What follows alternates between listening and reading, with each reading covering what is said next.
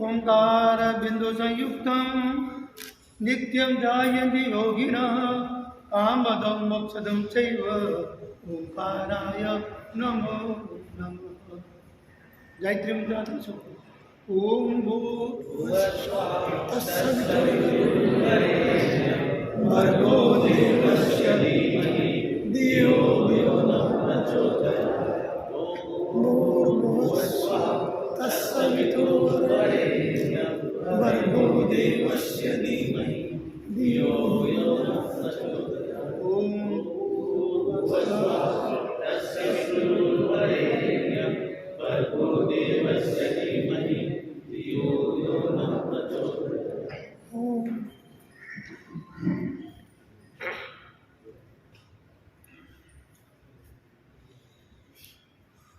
सबसे पहले जिस स्थान पर वैकुंठ धाम के अंदर अपन सबका आगमन हुआ है, ये वैकुंठ धाम के जो मालिक है यमराजा जी है।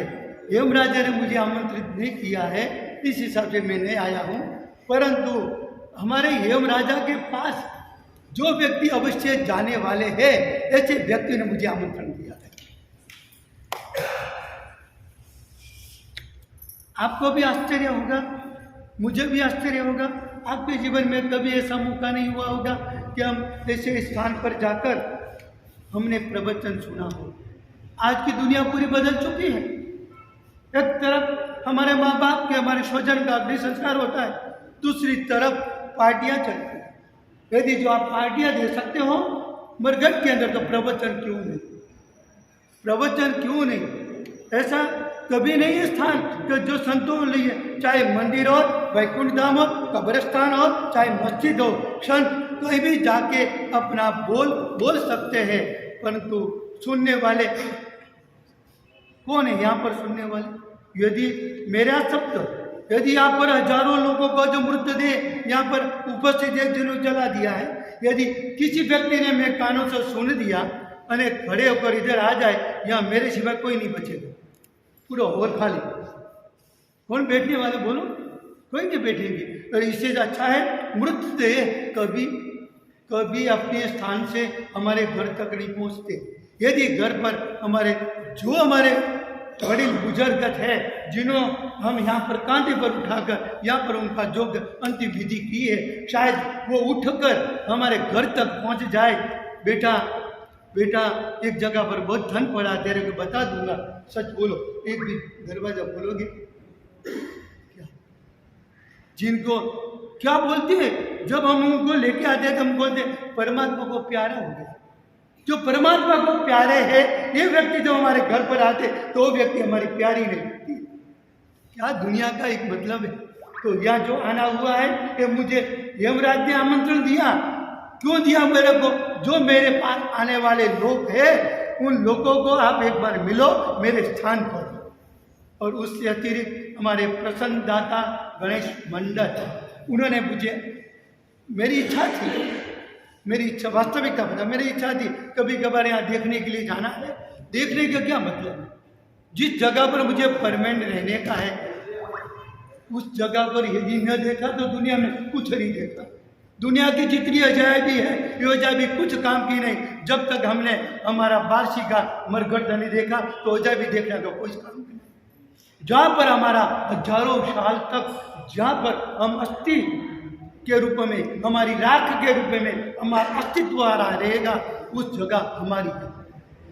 चाहे 100 टन का भी आपका वजन हो सकता है 70-80 किलो 90 किलो का आपका भारी शरीर हो सकता है। जब जलाने के बाद मुट्ठी भर राख आती, बोलो तो क्या? कितना भी 5 फुट का 6 फुट का व्यक्ति हो, कितना भी भारी वजनदार हो, कितना भी हल्का फुल्का आदमी हो, उनका कैसा होता है? दोनों की मुट्ठी भर राख हो जाने वाली। ऐसे स्थान पर जब आना हुआ है, सच कहा जाए ये भगवंत नगरी बारशीचे ओळख 2 प्रकारची आहे। ओळख बदलणार 2 व्यक्ती आहेत। फर्स्ट नंबर में है मामा जगदाड़े, सेकंड नंबर में प्रसन्न दत्ता गणेश, जिन्होंने हमारी बारसी की ओळख बदल दी। वार्षिक को आना, मंदिर भी दर्शन करना, और यहाँ पर आकर हमारा जो पूर्वज जो है ये मरघट में भी नहीं आए, हमारे जो पूर्वज बैठे हुए हैं उनका दर्शन करने के लिए अपना है। क्योंकि कभी कभार जब श्राद्ध के दिन आते हैं तो श्राद्ध देने के लिए आप कहाँ चले जाते हो? नदी के किनारे पे, और या तो यहाँ पर भी आ जाते हैं। पहले के जमाने के अंदर 3 प्रकार के व्यक्ति होते थे, 3 प्रकार के। कितने लोग ऐसे थे जो व्यक्ति केवल मृत की पूजा करते थे। मृत की पूजा करने का मीनिंग जहाँ पर हमारे माँ बाप का जो स्थान है वहाँ जाकर उनकी जिस तिथि आदि दिया धूप वगैरह कर लेते थे, ये मृत पूजक कहलाते। बाद में मरघट जाने के सबको भय लगने लगा, किसी व्यक्ति को भूत लग गया होगा शायद, ऐसा भी हो सकता है। बाद में सबने बंद कर दिया कि अपने मृत दे जहाँ अग्नि जला के खा कर दिया वहाँ अपने को नहीं जाने का। उसी प्रतिकृति हमारे घर में बैठा दी, हमारे मंदिर में लगा दी, चाहे महावीर की हो कि राम जी की हो, किसी भी की हो, उनकी मूर्ति का मंदिर बना दिया हमने। उनका निर्माण कहाँ होता, वो जगह पर हम जा नहीं सकते, इसी हिसाब से उनको मूर्ति हमारा मंदिर की व्यवस्था करी, घर में व्यवस्था, क्योंकि वहाँ से सब डरते थे, भय लगता था। मतलब मृत पूजक ने मूर्ति पूजक बन गए। पहले मृत पूजक थे, मरघट में जाके कब्रिस्तान में जाकर हम हमारी वडीलों की हमारे जो आस्था थी, आस्था पुरुष थे उनकी पूजा वहाँ करते थे, इसी समय मृत पूजक थे। मृत पूजक की जमात पूरी हो गई, मृत पूजक चले गए, उनके बाद हमारे लिए व्यवस्था कर दी मूर्ति पूजक, मंदिर बना लिया, घर के अंदर छोटा सा मंदिर बना लिया, वहाँ देव देवियों कोई भी व्यक्ति को हमने स्थापना कर दिया। ये दोनों से कुछ लेना देना नहीं, जब तक हम चैतन्य पूजक न बने तब तक। जब तक हमारे जीवन में चैतन्य की पूजा नहीं है तब तक हमारी मृत पूजक बनने से या तो मूर्ति पूजक बनने से कोई मतलब नहीं है। आपको शायद मालूम होगा, ये शमशान के अंदर, शमशान घाट जाने के बाद किसी व्यक्ति को कभी वैराग्य उत्पन्न होता है? नहीं, ज्ञान गर्भित वैराग्य होता, मोर गर्भित शास्त्र का ने बताया। एक व्यक्ति संत ने पूछा, मुझे संत कबीर को मिलना है, संत कबीर को मिलना है। तो व्यक्ति ने जवाब दिया, वो भी संत था, संत कबीर अभी आपको मिलना है तो आपको वैकुंठ धाम जाना पड़ेगा। कारण क्या? तो संत कबीर के घर पे कोई मेहमान आए होंगे, मेहमान को छोड़ने के लिए संत कबीर गए हैं मरघट की ओर, बोलो मोक्ष धाम में गए, वैकुंठ धाम में गए होंगे, ठीक है। क्या तो हजारों लोग होंगे, हजारे जेंट्स पुरुष होंगे, मुझे कैसे मालूम इससे संत कबीर कौन है?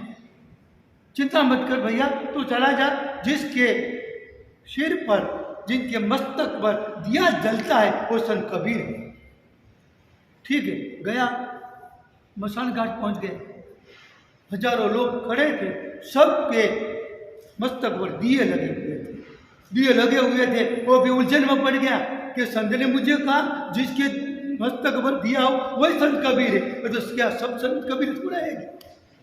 तो वापस आए, संत से पूछा, वहाँ तो मैं भ्रांति हो रही, मुझे महसूस नहीं हो रहा है संत कबीर कौन है, सबके सिर पर दिया। एक काम करा, वैकुंठ धाम का जो दरवाजा है वहाँ बाहर रुक जाना, बाद में जिसके सिर पर दिया हो वो दिया संत कबीर का। बाद में वैकुंठ धाम जैसे छोड़ा, बाहर आए, हजारों सब का दिया बुझ गया था, एक ही दिया चालू था, ज्ञान वैराग्य का दिया संत कबीर के सिर पर चालू था। उनके झुक के उनके चरण में पड़ गए। उन्होंने जो पूछना था एक व्यक्ति ने संत कबीर से पूछताछ कर ली। संत कबीर के हमेशा जन्म से लेकर मृत्यु तक संत कबीर के सिर पर दिया था। कौन सा दिया था? ज्ञान का दिया था, वैराग्य का दिया था, मोह गर्भित नहीं था। हमारा वैराग्य कैसा है? मोह गर्भित। थोड़े कुछ समय जैसे निकल जाते, हम माँ बाप को भूल जाते, भाई भाभी को भी भूल जाते। ऐसे नहीं, अचानक किसी की मृत्यु छोटी उम्र में भी हो गई तो हमारे पास हेम राजा ने हमने सौंप दिया। हेम राजा उसके साथ काल राज क्यों बोलते? काल क्यों? काल माने समय। जैसे समय निकल जाए, साल 2 साल निकल जाते, हमारा पुत्र हो या पुत्री हो, छोटी उम्र में चले गए, उनको भी भूल जाते। हमारे पास वैराग्य, मोह गर्भित, जब तक उनका मोह था कल की घटना आज भी हम भूल सकते हैं। अभी तो आपका धन्य भाग्य में समझूंगा आप लोगों को, आप लोगों का जन्म भी यहाँ है और मैं चाहूँगा आपका अभी मृत्यु भी यहाँ हो। अरे मैं तो आने आते वक्त मुझे लगा एम राजा किसी को जब निकला ना मैं हमारे स्थान पर से, मैंने बोला महाराज साहब को भी बोल के वापस मैं आऊँ कि न आऊँ। ऐसे उत्तम स्थान पर जब जाना होता वैकुंठ धाम के अंदर, वैकुंठ धाम में जाने वाला वापस कभी नहीं होता। पर जाने वाला कौन होना चाहिए? मृत होना चाहिए, जीवन कभी जाता नहीं। अभी हमारे जीवन के अंदर कितने प्रकार के वैराग्य उत्पन्न कभी होता है। स्टूडेंट कितने प्रकार के होते हैं? स्कूल के स्टूडेंट 3 प्रकार के होते हैं।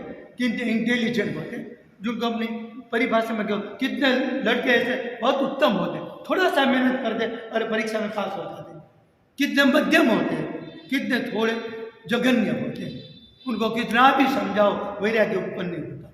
मैं आपको पूछना चाहूँगा कि हमारे 3 में से नंबर की उत्तम में, मध्यम में, क्या जघन्य में? थोड़ा सा कुछ किस्सा बना, कुछ कैसा जमा हमारे बाजार के अंदर ऐसा कोई नौबत आ गई, थोड़ी किसी के साथ अनबना हुआ और हमारा वैराग्य की प्राप्ति हो गई तो समझ लिया हम संत कबीर है। बोलो इंटेलिजेंट है, हमारा नंबर इंटेलिजेंट में है नहीं है? नहीं, चलो आगे बढ़ो। मध्यम है, किसी व्यक्ति ने थोड़ा आपको कह दिया भैया अभी आपका आयुष्य बहुत कम है, मेरा नहीं है बेला तेरा है। किसी व्यक्ति ने आपको कह दिया आप भगवान को कब प्यारे बनोगे, क्या होगा? क्या होगा बोलो तो सही। किसी व्यक्ति ने आपको बोल दिया, मुझे भी बोला आपको भगवान को कब प्यारे बनने होंगे, तो क्या जवाब देंगे? उनको मारपीट करेंगे बेटों को, अरे प्यारे की बात क्या कर रहा? तो मेरा जैसा होगा लड़का तो कहेगा आपको अभी अभी आपको मुझे भी प्यारे नहीं लगते हो, भगवान को कैसे प्यारे होंगे आप? क्यों बोलेगा भगवान को प्यारे होंगे? बात ये मेरी हमारा मध्यम में है। कुछ भी हमारे शास्त्र के अंदर आते राजा और दासी की घटना आती है। रिंगन बोलते हैं, बैंगन बोलते हैं, हमारे गुजरात में रिंगना बोलते हैं, बैंगन बोलते हैं। तो एक राजा ने दासी से कहा, दासी जी आप चलाना, जो कांच का कटोरा जैसा हो ये चलाना क्या, तो रिंगना लेकर आ जा, गुजराती शब्द है, बैंगन लेकर आ जा। तो दासी 1 बार 2 बार कुछ लाए नहीं, राजा बार बार बोलते रहते और दासी उनको कहते चलना है रहना नहीं है, चलना है, चलाना बोलते चलना है रहना नहीं है। रिंगन का रहना कर दिया, रहना नहीं है। और राजा जागृत हो गए, सभा के अंदर से जागृत हो गए राजा चला गया, अपना राज कारोबार छोड़कर उन्होंने संन्यास आश्रम ले वन प्रस्थान कर दिया। उनका नंबर मध्यम में है। बोलो किसी व्यक्ति ने कुछ भी कह दिया, कोई ज्योतिष शास्त्र के पास जाते हो, ज्योतिष शास्त्र ने आपको कहा, आपने पूछा ना, आपको कहा अभी मेरा उम्र कितनी बाकी है, तो उन्होंने जवाब दे दिया अभी आपका 10 दिन बाकी है। तो आप 10 दिन का 10 साल करने की आपके पास कोई रास्ता है? ऐसी ग्रह पूजा मुझे बता दो कि ग्रह की मैं पूजा कर लो, शुक्र की, शनि की, कोई भी राहु केतु XYZ की मैं पूजा कर लूँ ताकि मेरा आयुष्य बढ़ जाए। हो सकता कभी नहीं। फिर भी वो जागरूक नहीं होते। कारण क्या? हमारे वहाँ जागरूकता नहीं है। कोई भी बोलते ज्योतिष शास्त्र, दूसरे ज्योतिष के पास जाएंगे, इसे वापस कुछ बोल दिया, नहीं 10 दिन उन्होंने बोला गलत कहा है, मैं तेरे को 10 साल करूँगा, मुझे 50 रुपया की 100 रुपया दे दे। बोलो हो सकता है कि नहीं? एक प्रश्न का जवाब। तो हमारे जीवन के अंदर ये जागरूकता नहीं आ रही, कारण क्यों? बोलो उसके पीछे कोई रहस्य हमारे जीवन में जागरूकता क्यों? मृत्यु मेरा होने वाला नहीं है, इस सोच के हम चल रहे। बोलो अब ये भी लगता है कितने लोगों को आपने यहाँ तक पहुँचाया हो एक कांधे पर, किसकी कोई संख्या नहीं है, और कितने लोगों को पहुँचाने वाले भी होंगे, परंतु कभी हमारे जीवन में खुद का मृत्यु का अनुभव होता है? कभी भी नहीं होता है हमारा। जब तक ये मृत्यु का अनुभव नहीं होगा तब तक हम क्या करेंगे? मध्यम में नहीं है, फिर जघन्य में। गुजराती में ठोठ निशाड़ी, ठोठ ले, बिल्कुल अनपढ़ आदमी कितना भी संत पुरुष की प्रवचन कितने सुने, रामायण कितनी बार आपने सुना? हाँ, रामायण की उत्पत्ति शब्द का सद्वय और महाभारत की उत्पत्ति सद्व का दुर्वय। बोलो समझ में आई? एक शब्द की ताकत कितना, शब्द है ब्रह्मा का शब्द है, ये शब्द रामायण भी बना सकता है, वो शब्द आपको महाभारत भी रचना कर सकते हैं। हमारे घर के अंदर रामायण महाभारत दोनों कभी कभार होता है, तो उसी वक्त आपको वैराग्य उत्पन्न क्यों नहीं होता? कारण क्यों? उसका कारण बताओ ना। हमारे शास्त्र के अंदर संत तुकाराम ने लिखा है, लकड़ी 3 प्रकार की होती है। जलाऊ लकड़ी, समझ में, जलाऊ। दूसरे नंबर में अपरिपक्व, जिनको कहते कच्ची बोलते हैं। हाँ, तीसरे नंबर में दग्ध, शास्त्रीय परिभाषा। जलाऊ लकड़ी, हवे हमारा शास्त्र में लिखा महापुरुषों ने कि जो व्यक्ति 50 साल के ऊपर पहुंच गए, उनको समझ लिया हम जलाऊ लकड़ी जैसे हैं। समझ में आई बात? हमारा कब हमारा देह जल जाएगा कुछ पता नहीं है, हम जलाऊ लकड़ी जैसे हो चुके हैं। शेष बोलो, जलाऊ लकड़ी यहाँ कौन सी लकड़ी थी? हाँ, वखार है कि नहीं? जलाऊ लकड़ी से वखार, तो नाम ठेठ ये घर के अंदर लिखना, दिमाग पे लिख देना चाहिए। 50 साल के बाद ये जलाऊ लकड़ी अभी मेरे जीवन में न किसी को उपयोग में आने वाला नहीं, केवल जलाने के लिए। जलाऊ लकड़ी लग दिया तो 50 साल के बाद हम दूसरे को जलाते हैं। बोलो, हमारी भाषा बदल जाती, हमारा बर्तन बदल जाता। सबसे ज्यादा क्रोध किसको आता है? 50-60 के बाद ज्यादा आता है गुस्सा, क्योंकि अधिकारी वृत्ति आ जाती, अपेक्षा की वृत्ति आ जाती। अपेक्षा आपकी पूरी नहीं होती, आपके अधिकार की वृत्ति जब पूरी नहीं होती, तब दिमाग ठिकाने नहीं रहता। इस हिसाब से हजारों लोगों को हम जला देते हैं। इस हिसाब से 50 के ऊपर पहुंचने वाले सब जलाऊ लकड़ी जैसे। दूसरा नंबर में आते ओलाऊ लकड़ी। बोलो, ओला तो गिल्ली। वो कौन समझते? हमारा युवा पीढ़ी समझती है कि हम ओला हुए, हमारा जो खाना जो पीना मौज से मजा करने, किसी मैं कभी न सुथार के वक्त काम आऊँगा, न यमराज को भी काम आऊँगा। मैं केवल मेरे शरीर के लिए काम आऊँगा। ये उनका अभिमान है, ये हमें वो अवस्था हमारी नहीं है। और तीसरे नंबर में है दग्ध लकड़ी। ये कौन है? हमारे सब जो जय ऊपर, ये सब जले हुए व्यक्ति है। लकड़ी हमारा जीवन कैसा होना चाहिए? जलाऊ लकड़ी जैसा, ओलाऊ बोलते हैं, ओला। हाँ, और अपरिपक्व। और तीसरे नंबर दग्ध। हमारा जीवन को महापुरुष कैसे बना देते? हमारी जीवन के अंदर कुछ भी प्रकार का एक वैराग्य कहीं से भी उत्पन्न हो जाए, उनके लिए ज़्यादा मेहनत करते हैं। आज हमारे जीवन के अंदर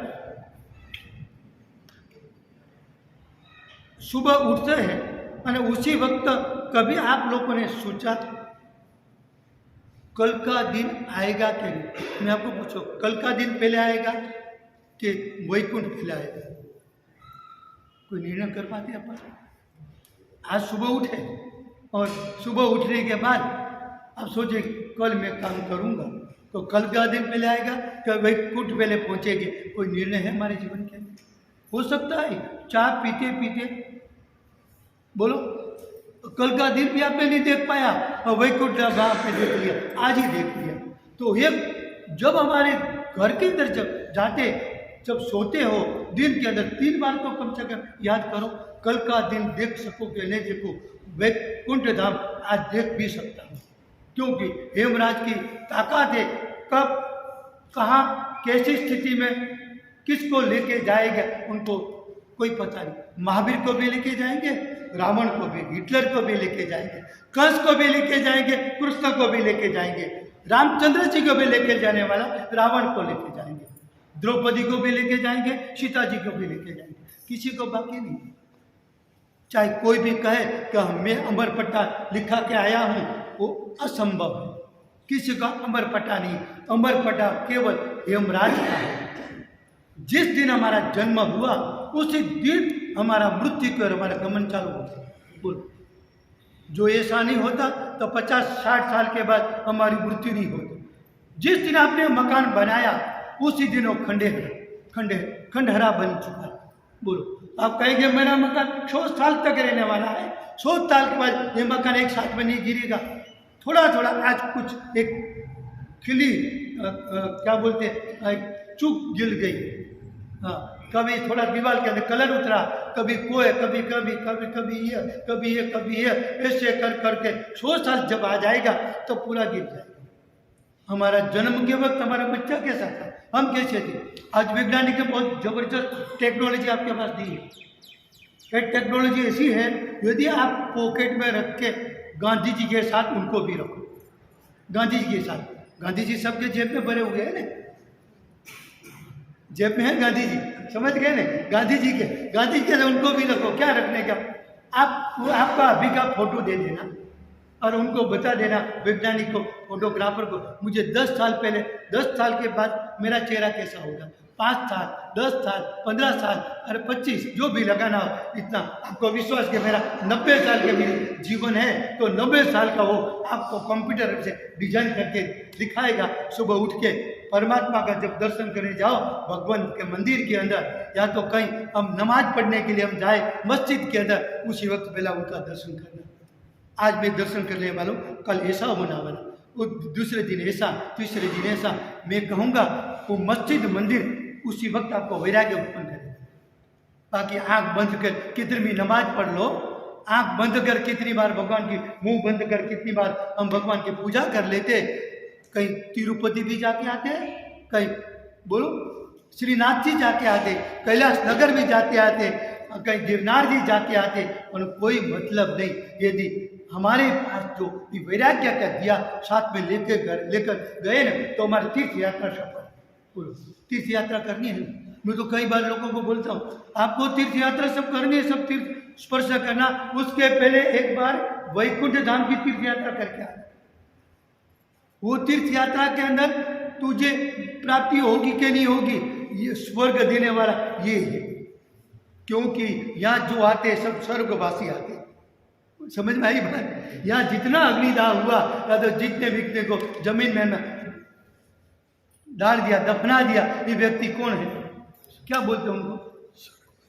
आपको किसी को कोई लिख सकते स्वर्गवासी, लिखना चालू कर दो, लिखने का चालू कर दो, अभी से लिख दो स्वर्गवासी। जो 50 साल के बाद स्वर्गवासी होने वाला है, और उनको क्यों लगते, वो स्वर्ग में गए, सचमुच गए। वो जो स्वर्ग में गए हो, तो मुझे कहना पड़ेगा ये वैकुंठ धाम नहीं है, ये स्वर्ग धाम है। नया नाम क्यों, वैकुंठ धाम की जगह वैकुंठ, नया कुछ भी आयोजन करो प्रसन्नता जब भी करो, ऐसा नहीं कह रहा हूं। जब आप करोगे तो क्या समझना, ये वैकुंठ धाम की जगह स्वर्ग धाम होता है। मुक्ति धाम क्या है, मुक्ति धाम वही है ना, मुक्ति धाम कहो, मोक्ष धाम कहो, वही है। तो हमारे जीवन के अंदर जब भी व्यक्ति जीवन के अंदर कभी स्वर्ग के रूप में जिया है, कभी उनके शब्द भी प्रेम का शब्द नहीं था, उनकी प्रवृत्ति भी अपनी हृदय की मित्रता के साथ नहीं थी, उनके विचार, उनकी सोच भी कुछ अलग प्रकार की थी। और वो जब चला जाता है तो हम उनको कहते स्वर्गवासी हो गए। क्या फोन करें क्या बोलेंगे, हमारे वजह से घटना घटी है, स्वर्गवासी बनेंगे। अब अभी आ जाए घंटे के अंदर, बोलो। तो जिन्होंने कभी किसी को सुख नहीं दिया, शांति नहीं दिया, तो वो क्या स्वर्गवासी हुआ है, वो मृतवासी हुआ, ऐसा लिखवा। और साथ में क्या बोलते, चलते जाते ना, ननामी लेकर जाते, राम भाई राम, राम भाई राम, हरिहं शरणम, जो जो अपना होता है सूत्र सब बोलते रहते। और उनको मृत को सुना ले, आप सुन ले। ये प्रथा थोड़ा बदल दो। जब आपका दुल्हा दुल्हन के साथ जब जा रहा हो ना, उसी वक्त उनको बोलना राम भाई राम। दुल्हन जब श्रृंगार सजा के जब आती है, दुल्हा जब घोड़े के ऊपर है, उसी वक्त आप बोलना, समझ गए, राम भाई राम। तो क्या करोगे, किसी ने भूल से बोल दिया तो क्या होगा, उनको पकड़ के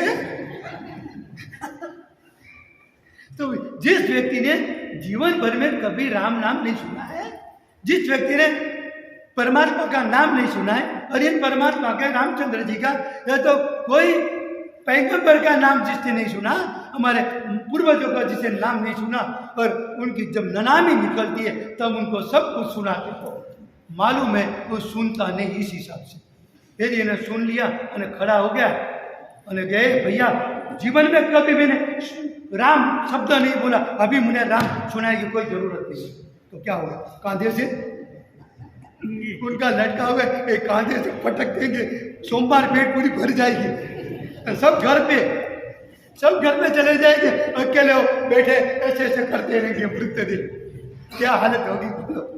तो मैं ये बोला थोड़ा अभी चेंज कर दो। घर के अंदर, संसार के अंदर जब आपका बेटा बेटी शादी के वक्त जब जा रहा है, शादी करने के दुल्हन को लेने के लिए जब जा रहा है ना, उसी वक्त राम भाई राम बोलना उनको, पर्यंता शरणम सिद्धा शरणम, गणपति का शरण, कोई व्यक्ति जो अपना सूत्र धर्म के हिसाब से सूत्र उनको सुनाना। क्यों? तो हमारे संत ज्ञानेश्वर ने कहा, जो व्यक्ति उसी वक्त उनको सूत्र सुनाएंगे तो संसार के अंदर जब वो फंस रहा है, संसार के दलदल में जब वो फंस रहा है, फंसते वक्त उनको कभी ऐसी कड़ी नौबत जब आ जाएगी तब परमात्मा उनको हाथ पकड़ेगा, बाकी कोई हाथ पकड़ने वाला नहीं। वैभव के अंदर आप वैभव चला गया और आप दुर्भाग्य के कारण आप कुछ वैभव से आप नीचे बोलो धनपति में से करोड़पति से रोडपति बन गए, उसी वक्त कौन काम आता? मैं आपको पूछूं, आपको कब याद आता? दो चीज हमेशा याद रखना, पहले नंबर में मरघट, दूसरे में मंदिर। मंदिर में भगवान की जब पूजा करो उस वक्त नीचे उतरते पायरिया जैसे नीचे उतरते मरघट को याद करना, परमात्मा आज तेरे मंदिर में हूं, कल शाम को मरघट में भी जाऊंगा, क्योंकि यह भी स्वर्ग है, यह भी स्वर्ग है। परमात्मा वो भी स्वर्ग है, मंदिर भी स्वर्ग को बोलते हैं। क्या यात्रा करके आए, ये यात्रा कभी कभार यात्रा मरघट की भी यात्रा करनी हमारे ज्ञानी पुरुषों ने किया। कोई व्यक्ति हजारों तीर्थ की यात्रा करके आए और वो व्यक्ति को तीर्थ की यात्रा का फल लेना है तो गांव में रहे हुआ एक मरघट की जाके यात्रा कर लेना, उनके अनेक गुना उनको फल पुण्य की प्राप्ति। बोल, गंगा में स्नान करने से पाप चले जाते हैं, गंगा का पानी मैला हो गया, गंदा हो गया, हमने सब पानी गंगा माता के अंदर डाल के आए, गंगा मेरी मैली हो गई। बोलो एक पानी हमारा पाप वहां करना, वापस गड्ढा की तरफ। गड्ढा क्या करता है? स्नान करता है, वापस गंदगी में चला जाता है। तो ऐसे हमारे परमात्मा ने कहा अब मंदिर में जाके एक वक्त प्रार्थना करो कि मैं आपका पाप छोड़ा दूंगा। अने मरघट में जाके हमारे जो स्वर्गवासी उनको बोलो, उनको जाके एक बार तो पूछो आप जिस जगह पर हो वहाँ आपको सुख शांति है, पूछो तो सही। एक बार ऐसी घटना हुई, पति पत्नी के बीच में बहुत जुड़ान था, बहुत प्रेम था। यहाँ पर जन्म हुआ और जन्म होता है ना, पहले के काल के अंदर अड़ोस पड़ोस में जन्म होते थे, एक वहाँ लड़का वहाँ लड़की, तो दोनों अभी तो नक्की क्या करते, शादी होने के पहले भी नक्की कर, पहले जो लड़का होगा तो मेरी लड़की अपने दोनों को शादी साथ में कराए, ऐसे तो उन्होंने नक्की कर दिया था। जन्म चलने के बाद में शादी होगी दोनों की, लड़के लड़की शादी प्रेम से, उनका पूरा जीवन के साथ पति पत्नी का स्वर्ग समान था, बहुत आध्यात्मिक थे। अनेक संत पुरुषों के कहने पर अध्यात्म के ऊपर चढ़ गए थे दोनों, चढ़ने का कोई पुत्र परिवार नहीं था। उन्होंने कहा दोनों में से जो पहले जाए वो मुझे जागरूक करने के लिए आ जाए। ठीक है, एक बार ऐसा हुआ, पति चले गए, जल्दी पति चले गए, वैकुंठ में चले गए, पति रोने लगे, 2 महीने तक उनको याद किया, न आए, फिर भी उनका फोटो के सामने 2 साल तक उन्होंने प्रार्थना किया। पत्नी ने प्रार्थना की और पति हाजिर हुए, स्वर्ग में से पति आए, स्वर्ग में से आए, अभी यहाँ खतरा मत करना, जो करेंगे तो कौन आएंगे कि मालूम है 7 फुट की काया आएगी, कोई नहीं आएंगे, मुझे बचाने के लिए दौड़ना पड़ेगा वापस। तो वो आए, पति के रूप में आए, पति के चरणों में नतमस्तक वंदन किया। आप कैसे हो? तो बहुत सुखी हूँ। उन्हें जवाब दे, बहुत सुखी हूँ, बहुत सुखी है। क्या आप स्वर्ग में हो? तो उन्हें जवाब दिया नहीं, मैं स्वर्ग में नहीं। तो कितने सुखी हो? जितना यहाँ जितना सुखी था इससे ज्यादा मैं सुखी हूँ। तेरे साथ रहने को जितना सुख था इससे भी ज्यादा मैं सुखी हूँ। तो क्या आप स्वर्ग में नहीं, मैं नरक में नहीं समझ पाए। नरक में नहीं समझ में आया किसी को? नहीं, वापस समझाओ। पति ने जवाब दिया, पत्नी ने जब पूछा, पत्नी ने उनको पूछा आप जिस जगह पर हो इस जगह आप सुखी हो? तो उन्होंने हाँ बोल दिया, मैं बहुत सुखी हूँ। तो मुझे लगा आप स्वर्ग में हो। नहीं, मैं स्वर्ग में नहीं हूँ, मैं तो नरक में हूँ। तेरे साथ जितना सुखी था इससे भी ज्यादा सुखी हूँ। अब समझ गए? जो व्यक्ति घर के अंदर सुख नहीं दे सकते थे वो लोग क्या स्वर्ग में सुख पाएंगे? हमारे जीवन के अंदर ऐसी जब नौबत आ जाती है तब वैकुंठ धाम को, स्वर्ग को, कभी मैं आज लोगों मेरे पास बहुत आते हमारा से मैं सुसाइड कर दूँ, ये कर दूँ। मैं सुसाइड करने क्या जरूर, मरघट में चला जा, वहाँ बैठ जा तू तेरे ननामी के ऊपर, यहाँ तैयारी है हमारी साइड की, वह जब तू बैठ जा, मुँह हाथ मैं पीछे से आऊँगा, अग्नि लगना नहीं, बस ऐसे नहीं चलना मेरे को। अभी क्या करें, जिसको सुसाइड करना है। एक लड़का आया था मेरे अहमदाबाद के अंदर, मेरे को मारा से मुझे बहुत कंटाल गया, मुझे अभी सुसाइड करना है, मुझे वैकुंठ पहुंच जाना है जल्दी से जल्दी। तो ठीक है, तेरी जैसी इच्छा हो। तो मेरे पास आया, मैंने उनको मांग ली, जाओ हमारा जो कर्तव्य के जाने दो। मैंने उनको बोला भाई ये तेरे हाथ में क्या लिया है? तो मेरे से टिफिन है। टिफिन में क्या लगा है? मुझे हंसता है, मेरे से हो सकता है ट्रेन लेट हुई तो भूख लगी तो खाना चाहिए। जिनको वैकुंठ में जाना है उनको खाने की चिंता है, जिनको वैकुंठ में नहीं जाना है उनको हमने किसी भी प्रकार की चिंता नहीं। यम राजा कब कहाँ किसके पास पहुंचेगा उनका कोई हमारे पास एड्रेस नहीं है। एड्रेस है उनका एक नहीं, उनका कोई एड्रेस नहीं होता। एक हमारे संतों का कभी एड्रेस नहीं होता और यमदूतों का कभी एड्रेस नहीं होता। दोनों का एड्रेस कभी नहीं। संत आज आ कल कहाँ, यम राजा आज आपके घर पे, कल उनके घर पे, कल परसों उनके घर पे। पास में 90 साल वाला बुढ़ा हो चुका, उनको हाथ भी नहीं लगाया, और 50 साल की व्यक्ति थे उनको लेके चले गए। बोलो, उनका कोई ठिकाना नहीं है। संतों का कोई ठिकाना नहीं और यम राजा का कोई ठिकाना नहीं। वो दोनों ठिकाने वाले यहाँ पर एकत्रित हुए। संत भी आया और जिनका ठिकाना यमराज भी है, संत और हम दोनों का आज मिलन हुआ हमारे वैकुंठ धाम के अंदर। तो यम राजा कैसे हो सकते हैं?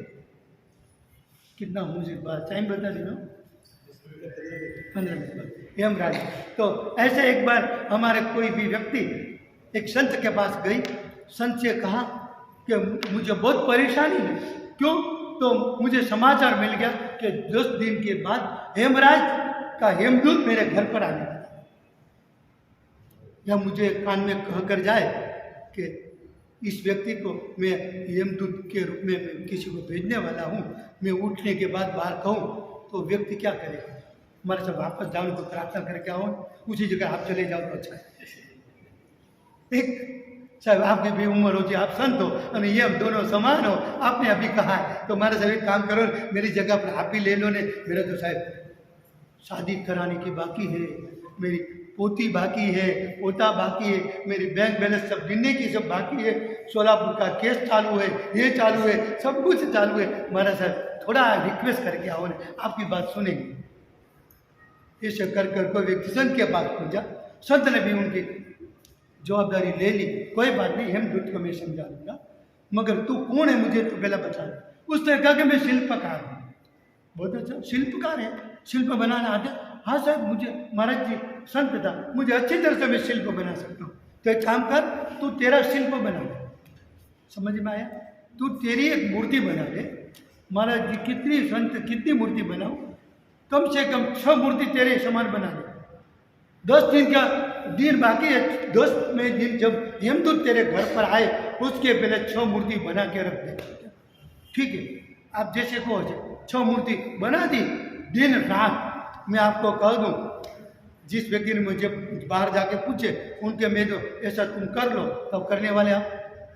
ठीक है, मेरे को आप बोलो जितने पैसे उसका दान कर दो, जितने आपके पास बचना है ना आपके पास जितने पैसे दान कर दो, मैं से दान कर दूंगा, वापस मुझे आशीष देना, 2 गुना मिल जाए।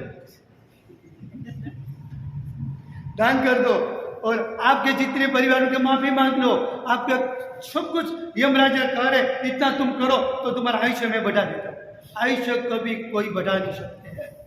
भगवान महावीर हो, रामचंद्र जी हो, कि हमारे परमात्मा कोई भी हो, आयुष्य कभी नहीं बढ़ा सकते। आयुष्य बढ़ाना हमारी हाथ की बात नहीं है, यमदूत भी नहीं बढ़ा सकता है, भगवान कृष्ण भी नहीं बढ़ा सकता, भगवान नारद जी नहीं बढ़ा सकते, कोई नहीं बढ़ा सकते। परंतु ये संत ने जब कहा आयुष्य में बढ़ा दूंगा, चिंता मत कर, यमदूत तेरे को लेकर नहीं गए, मुझे विश्वास है, क्योंकि यमदूत से मेरा नाता, संतों का नाता जितना मानव जाति से है, मानव जमात से है, उससे ज्यादा नाता उनको किनके साथ है? यमदूत के साथ है। क्योंकि पहले के काल के संत कहाँ रहते थे? जंगल में रहते थे। एक बार मेरी ऐसी घटना हुई, सत्य घटना। एक हमारे बिहार में जा रहे थे, सूर्यास्त होने लगा था, अंधेरा हो चुका था। हमारे एक महाराज साहब थे मेरे साथ में, उनको थोड़ा कमर में पेन हो रहा, दुखा था, पैर में दुखता था बहुत, क्या दर्द बहुत हो रहा था, धीरे से चलते थे, मैं उनके साथ था। मुझे थोड़ी बुद्धि सूझी, मैंने बीच में एक मरघट आया, छोटा सा काम था ना वहाँ तो, उसी दिन किसी की चित्ता जली होगी। और बाद में वहाँ से मैं निकल रहा था, मैं हमारे साहब यहाँ से आप क्या निकल रहे हो? नहीं यहाँ से निकलेंगे अपन दोनों। तो हमारे साहब मुझे डर लगा, मुझे भय लगा, ये तो शमशान है, किसी की चित्ता अभी थे, उनके अंगारे वैसे के वैसे लाल घूम दिखाई दे रहे, वहाँ कुछ हो गया तो मैं कुछ नहीं, एक काम कर, पहले मैं निकल जाता, बाद में तू निकलना, मेरे पास आना, दूसरा कोई रास्ता बहुत घूम के आएगा, ये रास्ता बराबर है। तो ठीक है, मैं जैसे आगे निकल गया, मेरा सही सलाम बाहर निकल गया। वो व्यक्ति मेरे पीछे, मेरे महाराज साहब थे, वो इतना दौड़ के मेरे पीछे दौड़े, बाहर आने के बाद कमर का दुखावा शांत हो गया और पैर का दुखावा भी चल गया। समझ आई बात? मरघट ये वैकुंठ धाम ऐसे थोड़े, तुम्हारा जो व्यक्ति तुम्हारा दुखावा लगते थे, सिर्फ घर के मेंबर बोलो, कहीं आपके जीवन के अंदर ऐसी घटना हुई है? आपके घर के अंदर शादी है, शादी का दिन है, और उसी वक्त 15 दिन 20 दिन बाकी है, कोई बुजुर्ग है, उनका लास्ट दिन है, समझ लो, डॉक्टर ने कहा अभी 2-4 दिन के होंगे, पूछे भगवान को क्या प्रार्थना करें? मेरी शादी अच्छी तरह से होगी। क्या बोलो तो सही, क्या मेरी जब तक शादी न हो तब तक भगवान उनको जिंदा रखना। और समझ लो आपका कोई अच्छा फंक्शन नहीं है और आपके लिए वो डस्टबिन लगता है, बोझा लगता है, या तो अभी उसी वक्त प्रार्थना, भगवान जल्दी से जल्दी आपके पास ले लो। फर्क कितना, एक माँ बाप के ऊपर, दादा दादी घर पर है, हमारी पुत्र की शादी होती है, तब मन की कामना अलग होती है, निस्वार्थ वृत्ति है। भगवान कहते हैं ऐसे व्यक्ति यदि मेरे पास आएंगे उनको मैं नरकवासी बता दूंगा। ये लोग कहेंगे स्वर्गवासी, मैं उनको नरक में धकेल दूंगा। ये आने के बाद जलने दो, जलने के बाद तुरंत उनको नरक की टिकट में यहाँ से दे दूंगा। क्या बोलो, कैसी हमारी सोच कैसी है? बोलो है कि नहीं? घर के अंदर एक ही लड़का अपने बुजुर्ग के लिए, किसान स्वार्थ के लिए सोचते हैं कि 15 दिन टिक जाए तो अच्छा, क्योंकि मेरी शादी कहीं बिगड़। मैं आपको इसमें मुझे लगता है सब दुल्हन को लेकर आए ना, सब लेकर आए, सबकी शादी हो चुकी है। अब आपका व्यवहार क्या मुझे मालूम नहीं, पर मैंने देखा है बाजार में से घूमता हूँ तो दुल्हा आगे चलता है, पीछे कौन चलते हैं? हाँ, ऐसे होता है? नहीं, दुल्हा पीछे होता है, दुल्हन के बाद नहीं। आपका क्या कहते हैं? वरराजा को क्या बोलते? दुल्हा। हाँ बोलो, हाँ, जो शादी करने जा रहे उसको आपकी परिभाषा में क्या कहते हैं? मुझे मालूम नहीं। नवरदेव, कोई भी जो भी हो, बराबर। तो वो हमारी भाषा में दुल्हा कहते हैं। समझो, दुल्हा पीछे होता है और दुल्हा के साथ आने वाले सब आगे चलते है क्या नहीं? रिवाज नहीं है, रिवाज है। शादी की नहीं तो भूल गए लगते, भूल गए तो बहुत अच्छा, मैं आपका एड्रेस दे दूं, उनको बोल दूं आपको भूल गए भाई कुछ में जाने के बाद। बोलो, दुल्हा पीछे होते हैं, लोग आगे चलते हैं। जब शादी के वक्त दुल्हा पीछे है और लोग आगे हैं, वही व्यक्ति जब बोलो शांत हो जाते, मृत हो जाते, तब वो आगे है और लोग पीछे है। कारण क्या? बोलो है, इसमें कोई फर्क है? हर जगह पर हमारा रिवाज, हर समाज के अंदर, हर धर्म के रिवाज वही। बोलो, दूल्हा पीछे और दूल्हा जब चला जाता है वैकुंठ में तो वो आगे, हम पीछे। कारण क्या? कारण की सोचा कभी? क्यों? तो समझ लेना, ये कह रहा है जब शादी करने के लिए आप जा रहे हो ने, तो वो आगे क्यों चलते हैं? सुख की घड़ी के अंदर लोग हमेशा आपसे आगे रहने वाले, आपकी सुख की घड़ी है इस हिसाब वो आगे चलते हैं। अभी आपकी दुख की घड़ी आई, सब पीछे। बोलो, सब पीछे चलते, वो उनका रहस्य है। सही बात है ना? तो अभी ये रहस्य है। तो बात ये चल रही अपनी, तो संत को जब पूछा, उन्होंने मूर्तिकार ने 6 मूर्ति और बना ली और मूर्ति बने संत के पास आया। अभी कितना? तो अभी मेरा 3 दिन बाकी है महाराज जी, बहुत स्पीड से मैंने सब काम कर दिया, क्योंकि मुझे बचना है, मुझे बचना है। कोई यहाँ कह दे आप कैलाश पर्वत जाके आ जाओ, कोई ऐसे आप कह दे मक्का मदीना जाके आ जाओ, आपका आयुष्य बढ़ जाएगा। बोलो, जाओगे कहीं? जाओगे? कंगाल हो गया कि भी कहीं से पैसा लेकर उधार लेके चले जाए। ऐसे कोई हमारे अल्लाह के, हमारे रामचंद्र जी कोई ऐसे बैठे बेवकूफ थोड़े है कि आपका आयुष्य बढ़ा दे। बेवकूफ नहीं कहना चाहिए, ऐसे थोड़े, वो भी समझते, उनको भी अभी जल्दी लाना ताकि घर में शांति हो जाए। समझ में आया? ऐसी परिस्थिति हो सकती है। तो जब तो उन्होंने कहा एक काम कर, घर के बाहर तेरा, जब यमदूत ने कहा ना 10 बजे सुबह 10 बजे आऊँगा, तो तू 8 बजे तुम 6 मूर्ति बाहर लगा दे और बीच में तू खड़े रहे। जब हेमदूत आएगा, हेमदूत को मालूम नहीं पड़ेगा कि ये सुथार कौन, शिल्पकार कौन है, अने कौन है, मालूम नहीं पड़ेगा। यमराजा ने ऑर्डर कर दिया, यमराजा ने भेजा हेमदूत को, हेमदूत आ गया नीचे, भाई आपका समय हो चुका है, उनको उठा के लेकर आ जाओ वैकुंठ धाम के अंदर। ठीक है, जैसी आपकी आज्ञा। हेमदूत आया, एक साथ में 6 एक जैसे चेहरे देखकर वो भी चकित हो गया, आश्चर्यचकित। अभी मुझे किसको उठाना? 7 जन है ना, 3 आगे और चौथा और 3, 7 जन खड़े, किसको उठाना? कुछ समझ में नहीं आए। एक एक को देख रहा है हेमदूत। जब उनके पास, महात्मा ने कह दिया था जब तेरे पास आए ना, श्वास रोक देना 1 सेकंड के लिए, उनको मालूम न पड़ना चाहिए, मतलब मूर्ति जैसा बन जाना। वापस 6 का परीक्षा 7 का देखकर ऊपर चला, हेमदूत के पास चला। हेमदूत गया हेमराज के पास, हेमराज मुझे अभी भ्रांति हो रही, किसको लाना, किसी को और व्यक्ति को उठाने का। हेमराज भी कितनी ईमानदार है, हम ईमानदार नहीं है। हेमराज का जिनकी आयुष्य पूरी है उनको उठाते हैं, जिनकी आयुष्य पूरी नहीं हुई उनको कभी नहीं उठाते। अब देखते किलारी का भूकंप के अंदर 90 साल वाले भी बच गए और 9 दिन की लड़की भी चली गई, और 90 साल वाले चले गए, 9 दिन की लड़की भी बच गई। वह ना, आपको सबको मालूम है, फिर भी वैराग्य उत्पन्न नहीं होता। रोज वैराग्य कैसे निकलते हो? सोलापुर जाते हो, कौन सा बीच में गांव आता, उसका नाम वैराग्य। वैराग्य हजारों बार निकले पर हृदय में कभी वैराग्य उत्पन्न नहीं होता। महापुरुष ने गांव के नाम भी ऐसे दिए हुए कि ताकि आपको कई वैराग्य उत्पन्न हो जाए। तो ठीक है, यमराज अभी चिंतित हो गए, वो खुद तो आ नहीं सकते, वो गए ब्रह्मा के पास। ब्रह्मा को पूछा, आपने पृथ्वी का सर्जन किया है, तो पृथ्वी का सर्जन करने के लिए आपने एक सर के 7 मनुष्य क्यों बनाए? ब्रह्मा जी ने कहा, कभी मेरी भूल नहीं हो सकती है, आपकी यमराज आपकी भूल है। नहीं, मेरी भूल नहीं, आप जाके देख कर आओ, फलाना गांव बारसी के अंदर शिल्पकार है, वहां जाके आ जाओ। तो ठीक, ब्रह्मा जी नीचे आए।